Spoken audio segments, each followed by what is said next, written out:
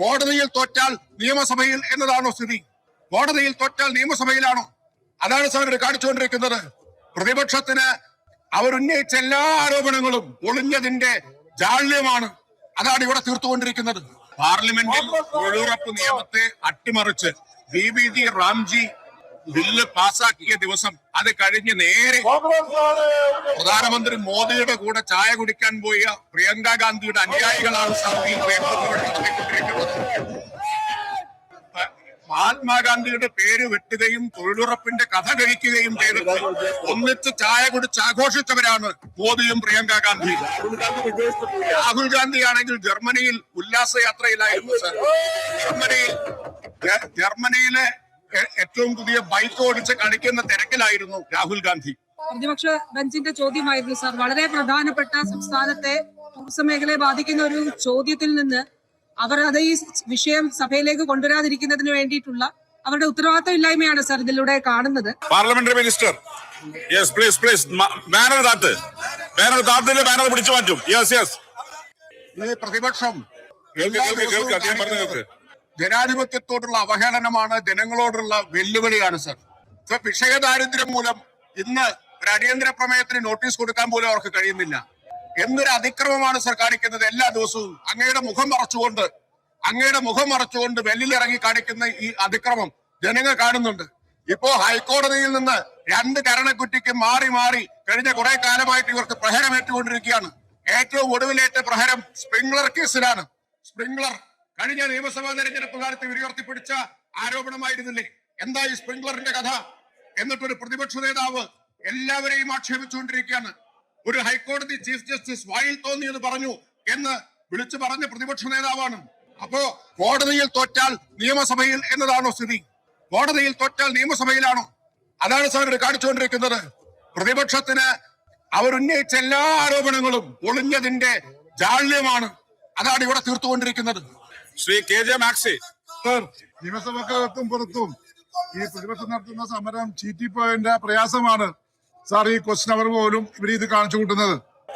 സ്വർണം കട്ടവനെയും കട്ട മുതൽ വാങ്ങിയവനെയും ഒന്നിച്ച് ഇസഡ് കാറ്റഗറിയിൽ കഴിയുന്ന സോണിയാഗാന്ധിയുടെ വീട്ടിലെത്തിച്ച കൂട്ടരാണ് സാർ ഇവർ.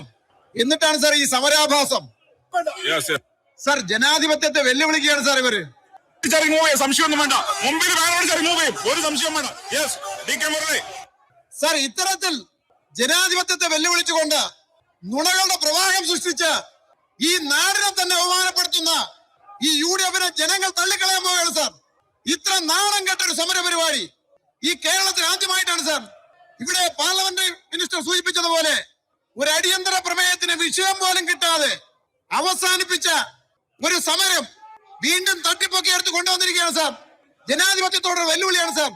ചോദ്യോത്തര വേളയിലൂടെ ഈ നാടിന്റെ പ്രശ്നങ്ങൾ ഉന്നയിക്കാനുള്ള ഞങ്ങളുടെ അവകാശത്തെയാണ് സാർ ഇവർ ചോദ്യം ചെയ്യുന്നത്.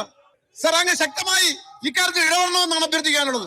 കേരള നിയമസഭയിൽ പ്രതിപക്ഷം നടത്തുന്ന ഈ തരത്തിലുള്ള ജനാധിപത്യത്തിനെതിരെയുള്ള ഈ കടന്നുകയറ്റത്തിൽ അതിശക്തമായിട്ടുള്ള പ്രതിഷേധം അറിയിക്കുകയാണ് സാർ. സാർ ഓരോ ലെവൽ ക്രോസും നിർമ്മിക്കുന്നതിന് ഈ സർക്കാർ കാണിക്കുന്ന ഒരു ഇച്ഛാശക്തിയുണ്ട് സാർ. സാർ UDF-ന്റെ കാലത്ത് അവർ എത്ര മേൽപ്പാലങ്ങൾ ആരോപികൾ പണിയുന്നതിന് വേണ്ടിയിട്ടുള്ള ഇനിഷ്യേറ്റീവ് എടുത്തിട്ടുണ്ട് സാർ? എത്ര തുക മുടക്കിയിട്ടുണ്ട് സാർ? എത്ര അടിപ്പാതകൾ നിർമ്മിക്കുന്നുണ്ട്? ബഹുമാനപ്പെട്ട പ്രതിപക്ഷ നേതാവിനെ ഒന്ന് ചാലഞ്ച് ചെയ്യുന്നു സാർ. അത് ഒന്ന് താരതമ്യം ചെയ്യാമോ? ഇവിടെ ലെവൽ ക്രോസുകളിൽ ഉണ്ടാകുന്ന അപകടങ്ങൾ, ആളുകൾക്ക് അവിടെ സമയം എത്ര യാത്രയിൽ ഉണ്ടാകുന്ന ബുദ്ധിമുട്ടുകൾ, ഇതെല്ലാം പരിഹരിക്കുന്നതിന് വേണ്ടി സാർ ഓരോ ജീവനും വിലപ്പെട്ടതല്ലേ സാർ?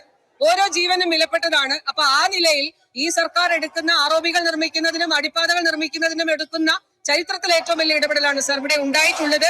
ഇത് ഈ കാര്യങ്ങൾ സംസാരിക്കുന്നതിൽ നിന്നുള്ളൊരു ഒളിച്ചോട്ടമാണ് വാസ്തവത്തിൽ ഇവിടെ പ്രതിപക്ഷം നടത്തുന്നത് സാർ. വിഷയദാരിദ്ര്യമാണിവർ സ്പീക്കറുടെ മുഖം മറച്ചുകൊണ്ട് ഇങ്ങനെ ജനാധിപത്യ വിരുദ്ധമായ ബഹളം വെച്ചുകൊണ്ടിരിക്കുന്നത്. മഹാത്മാഗാന്ധി തൊഴിലുറപ്പ് പദ്ധതിയെ കുറിച്ച് ചോദ്യവും ചർച്ചയും സഭയിൽ നടത്താൻ പോലും അനുവദിക്കാത്ത പ്രതിപക്ഷം ആ പദ്ധതിയെ തന്നെ അട്ടിമറിക്കുന്ന കേന്ദ്ര സർക്കാരിനെയാണ് സാർ ആത്യന്തികമായി സഹായിക്കുന്നത്.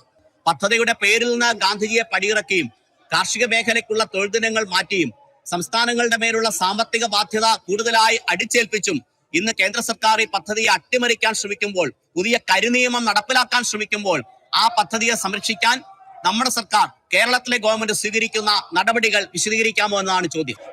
ചോദ്യകർത്താവ് ഉന്നയിച്ചത് വളരെ പ്രധാനപ്പെട്ട കാര്യമാണ്. പാർലമെന്റിൽ തൊഴിലുറപ്പ് നിയമത്തെ അട്ടിമറിച്ച് BBG റാംജി ബില്ല് പാസാക്കിയ ദിവസം അത് കഴിഞ്ഞ് നേരെ പ്രധാനമന്ത്രി മോദിയുടെ കൂടെ ചായ കുടിക്കാൻ പോയ പ്രിയങ്ക ഗാന്ധിയുടെ അനുയായികളാണ് സഭയിൽ നടത്തിക്കൊണ്ടിരിക്കുന്നത്. മഹാത്മാഗാന്ധിയുടെ പേര് വെട്ടുകയും തൊഴിലുറപ്പിന്റെ കഥ കഴിക്കുകയും ചെയ്തിട്ട് ഒന്നിച്ച് ചായ കുടിച്ച് ആഘോഷിച്ചവരാണ് മോദിയും പ്രിയങ്ക ഗാന്ധിയും. രാഹുൽ ഗാന്ധി ആണെങ്കിൽ ജർമ്മനിയിൽ ഉല്ലാസയാത്രയിലായിരുന്നു സർ. ജർമ്മനിയിലെ ഏറ്റവും പുതിയ ബൈക്ക് ഓടിച്ച് കളിക്കുന്ന തിരക്കിലായിരുന്നു രാഹുൽ ഗാന്ധി സാർ. അതുകൊണ്ട് ചോദ്യകർത്താവ് ഉന്നയിച്ചത് പ്രധാനപ്പെട്ട കാര്യമാണ്. കേന്ദ്ര ഗവൺമെന്റ് തൊഴിലുറപ്പിനെ അട്ടിമറിക്കുമ്പോൾ സംസ്ഥാനം ആ തൊഴിലുറപ്പ് പദ്ധതിയെ മുന്നോട്ട് നയിക്കാൻ ഫലപ്രദമായ നടപടികൾ സ്വീകരിക്കാൻ ആരംഭിച്ചിട്ടുണ്ട്. ബഹുമാന്യനായ ധനകാര്യമന്ത്രി ഈ വർഷത്തെ ബജറ്റിൽ 1000 കോടി രൂപ അധികമായി തൊഴിലുറപ്പിക്കുന്നത് അതിന്റെ ഭാഗമാണ്.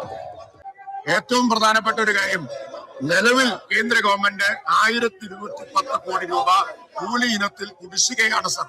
കേരളത്തിലെ 22 ലക്ഷം തൊഴിലുറപ്പ് തൊഴിലാളികൾക്ക് നൽകേണ്ട കൂലി 1210 കോടി കുടിശ്ശികയാണ്. ഇവിടുന്ന് തെരഞ്ഞെടുക്കപ്പെട്ടു പോയ 10-18 MP-മാരുണ്ട് സർ. ഇന്ന് വരെ വാ തുറന്ന് ഈ കാര്യം പാർലമെന്റിൽ ചോദിക്കാൻ അവരാരും തയ്യാറായിട്ടില്ല. ജനങ്ങളുടെ തൊഴിലുറപ്പ് തൊഴിലാളികളുടെ വോട്ടും വാങ്ങി ജയിച്ചു പോയിട്ട് ഇവരൊന്നും വാ തുറന്ന് ചോദിച്ചിട്ടില്ല എന്ന് മാത്രമല്ല, ഇവരുടെ നേതാവ് പ്രിയങ്ക ചായയും കുടിച്ച് മോദിയോടൊപ്പം ആഘോഷിക്കുന്നത്, തൊഴിലുറപ്പിനെ തകർത്തത് ആഘോഷിക്കുന്നതും നമ്മളെ കണ്ടതാണ്. ഇതാണ് ഇവരുടെ മനോഭാവം, ഇവരുടെ സമീപനം ഇതാണ് സർ. പാവപ്പെട്ട തൊഴിലുറപ്പ് തൊഴിലാളികളുടെ വിഷയം ഈ സഭയിൽ അവതരിപ്പിക്കുമ്പോൾ പോലും യാതൊരു കൂറുമില്ലാതെ ഇവിടെ സമരം നടത്തുന്ന പ്രതിപക്ഷ നടപടി വളരെ മോശമാണ് സാർ. സാർ, ഈ സഭ ആരംഭിച്ച അന്ന് മുതൽ ഈ ബാനറും കൊണ്ട് സ്വർണം കട്ടത് ആരപ്പ, സഖാക്കളാണ് അയ്യപ്പ എന്ന് പറഞ്ഞുള്ള മുദ്രാവാക്യം വിളിക്കുകയാണ് സാർ. അവരുടെ ആവശ്യം എന്താണ് സാർ? ഒരു ആവശ്യം വേണമെന്നില്ല സാർ. യഥാർത്ഥത്തിൽ സ്വർണം കട്ടത് ആരപ്പ, കോൺഗ്രസ് ആണ് അയ്യപ്പ, സംരക്ഷിക്കുന്ന ആരപ്പ, സോണിയാഗാന്ധിയാണ് അയ്യപ്പ എന്നാണ് സാർ എഴുതി വെക്കേണ്ടത് സാർ.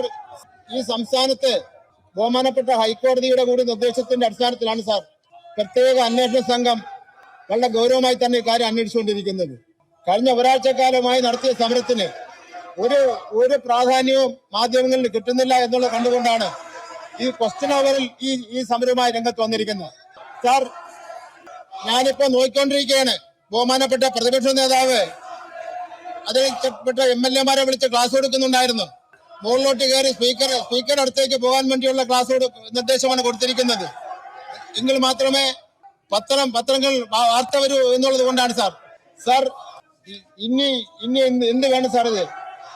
ഇതിൽ കൂടുതൽ എങ്ങനെയാണ് സഹിക്കുന്ന ഒരു സഭയിൽ എന്നുള്ള നിലയിൽ മുഖ്യമന്ത്രിയുടെ ഓഫീസിന് നേരെ ചീത്തവിളി, മുഖ്യമന്ത്രിക്കെതിരെ ആക്ഷേപം ഉന്നയിക്കൽ, സ്പീക്കർ ആക്രമിക്കാൻ ശ്രമിക്കൽ, സാർ എന്താണ് ഇത് നടന്നുകൊണ്ടിരിക്കുന്നത്?